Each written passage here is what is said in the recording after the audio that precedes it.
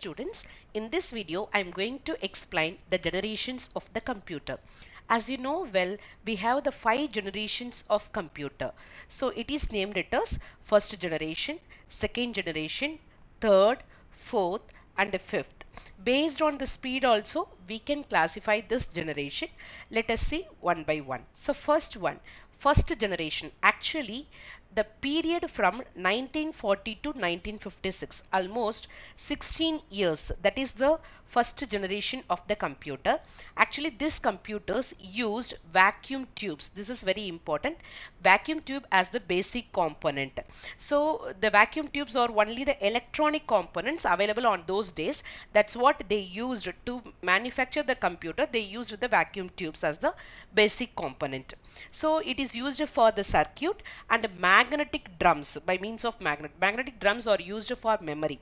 Actually the vacuum tubes are bigger in size. That is the reason the computer size is also very high. Based on the vacuum tube size, the computer size also very big at the time. Already you may heard about it. It occupies one room size. Okay, that is because of the vacuum tubes. Actually nowadays we are giving the input to the computer by means of keyboard, but in the beginning they used only the punched cards. Okay, so they will use the punched cards as the input, and then output will be taken as the printout, not in the monitor. They will just see as the printout, that is the output. Actually there won't be any translator. Okay, so it has written the programming language is only in the machine language. So whatever the program we are writing, that first we have to convert into the machine language. The computer can understand only zeros and ones.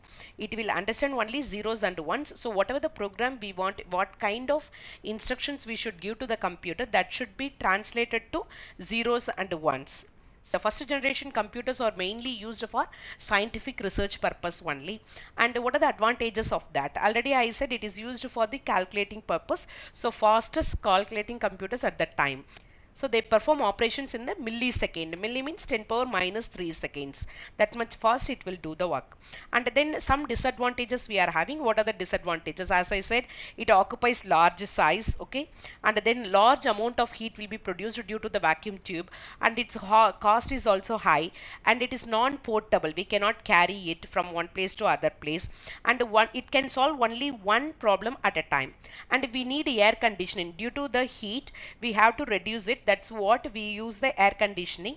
And machine language is difficult to learn. That means everything to be converted into zeros and ones. So it is very difficult for the programmers to write the language. That is, these are all the disadvantages of the first generation. Next we are going to see the second generation. Actually the second generation period is 1956 to 1963, almost 7 years. Okay, this period is called the second generation. So this second generation used the transistors.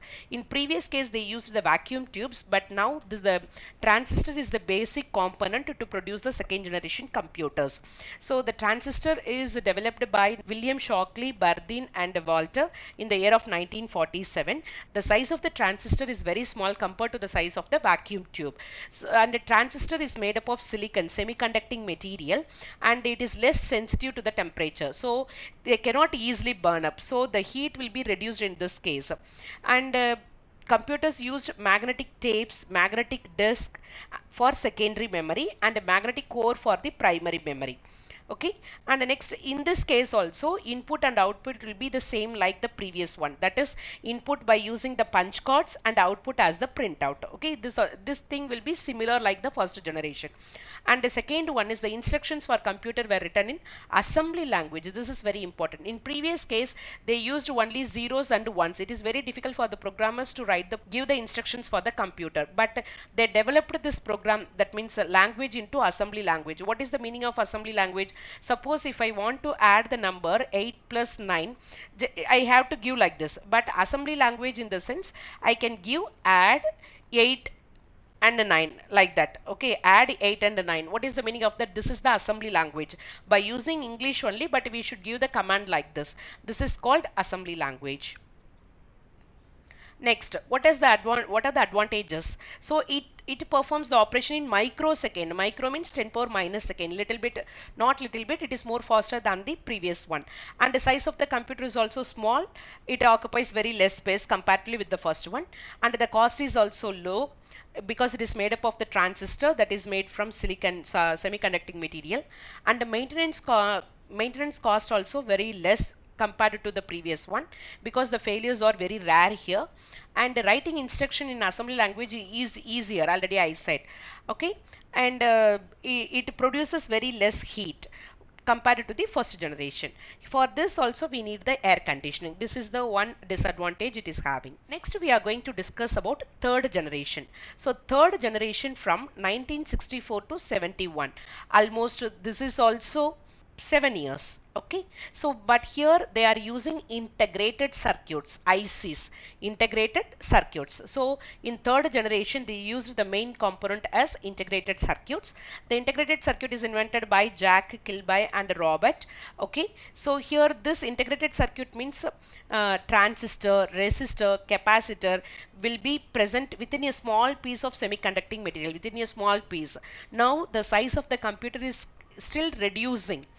Okay, so the integrated circuit is also called, simply it is called it as a chip or microchip. That means it's like a small sheet. That's what it is called, it as chip. Very small layer of semiconducting material. Large number of transistors are placed in the single chip. In previous case vacuum tube, and from vacuum tube they transferred it to transistor, and from transistor to now integrated chips, right?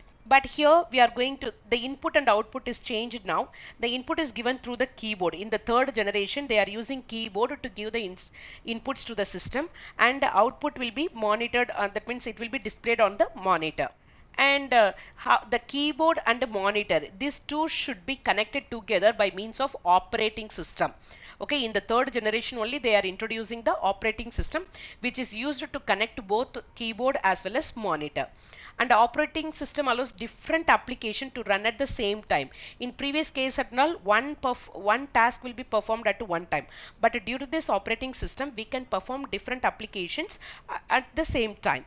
And here we are going to use that high level languages. They used high level language instead of machine language and assembly language, which is nothing but 8 plus 9.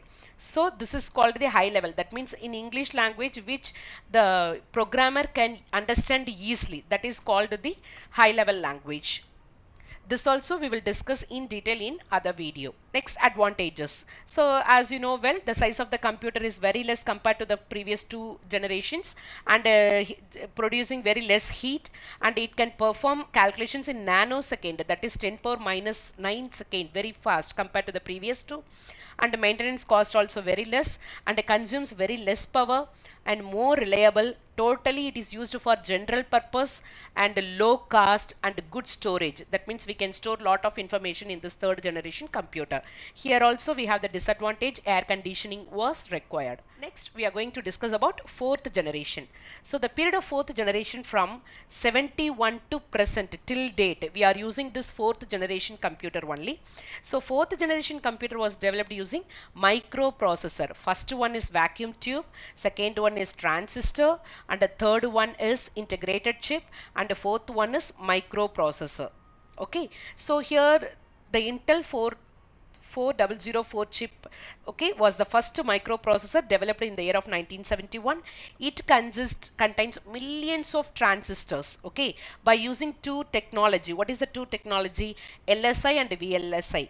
LSI is nothing but large scale integration, and VLSI means very large scale integration. So this fourth generation computer is using the microprocessor by using the method of LSI and VLSI. Okay, that means thousands of transistors are integrated on a small chip.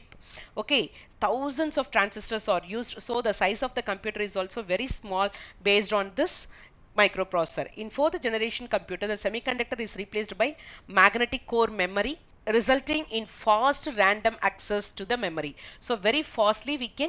So in fourth generation computer, the semiconductor memory is replaced. Instead of semiconductor memory, they are using the magnetic core memory, which gives the fast random access to the memory. Next, so in this period only they developed a lot of operating system, MS DOS and MS Windows, everything. Okay, the instructions to the computer were written in high level language instead of machine and then assembly languages like the third generation. And what are the advantages? So it is more reliable than the previous generations and perform calculations in picosecond. Pico means 10 power minus 12 seconds and consumes very less power. No air conditioning is required. Nowadays we are using this computer, that's what, no need of air condition. Totally it is used for general purposes. Cost is very low compared to the previous generations, and we can use all types of high level languages are used for fourth generation computer. Maintenance also less and more portable, we can carry. Nowadays we are using the computer, that means a laptop, desktop, everything very smaller in size. It is portable based on because of this microprocessor. And next, it creates very less heat, and high level language is easier, right? So instead of giving that machine language zeros and ones and giving comments, this will be very easy for us to understand. And disadvantages, latest technology was required for manufacturing of microprocessor. Next we are going to discuss about fifth generation. Actually the fifth generation are still in development. Okay, the scientists are working for this fifth generation computer. What is the main aim of this fifth generation? It is that means the computer should respond for the surroundings by using the sensor. In that way it has to work. Okay, so it is super logically integrated. That means previously we have discussed LSI and VLSI. Now they are using large scale integrated chips that contains millions of components on a single chip. Okay, and these computers are parallel processing, where instructions are executed in parallel manner, is much faster than the serial processing. Actually here we are going to discuss about serial processing. Serial processing means each task is performed in serial manner. First one and then next one, third one, like that. In serial way it should be performed. But in parallel processing means simultaneously it can perform all kind of tasks. That is the parallel processing, that only they are developing in the fifth generation. Okay, and the next, fifth generation computers based on artificial intelligence. That is the reason the fifth generation computers are also called as artificial intelligence computers. In this video we have discussed the generations of the computer. Please go through that. If you have any doubt you can ask me in the comment section.